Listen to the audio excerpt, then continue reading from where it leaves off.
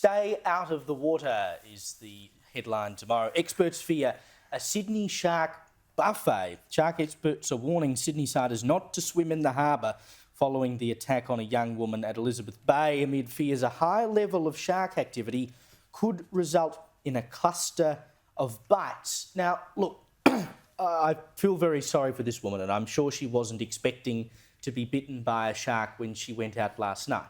And we need to have a discussion about whether or not sharks ought to be culled, etc. Nah, cull them. And I believe they should be. I mean, you know, we made it to the top of the tree for a reason, and we have certain privileges by making it to the top of the tree. But telling people not to go into the water in Sydney, I'm sorry. People aren't going to stop going for a swim off the beach in Sydney. It's part of living in Sydney. And you know when you go in the water that sharks do live in the water and there's a certain level of danger in doing so. I mean, it's like telling people don't drive to work because you might get in a car crash.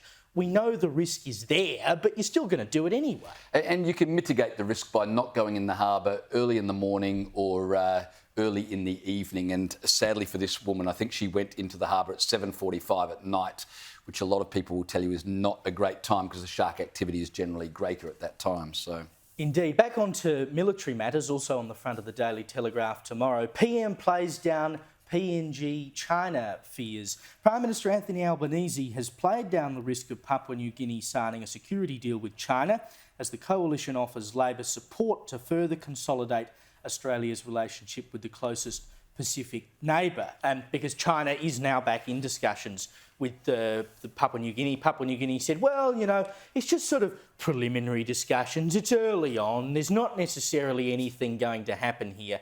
It doesn't matter whether it does actually happen. The fact is that these discussions are going on. We know the money that China spends in the Pacific on little islands and whatever, essentially debt diplomacy, because they'll come along one day and ask for a favour back because they can't pay the money back. We have to do everything, and it requires the support of the UK and the US and Canada and New Zealand, etc. That's why we set up AUKUS. But it takes the power of the West to go in and fight against this, because once you start allowing China to buy up close neighbours like PNG and all these other islands, we're essentially surrounded by Chinese outposts. And we've just talked about the inept performance of our defence forces, or I shouldn't say our defence forces, but rather our politicians in getting our defence forces battle ready. Could you imagine if we had Chinese bases within, cooey of our country? We'd really be in all sorts of trouble. Well, we already do. But in the Pacific, it'd be even worse.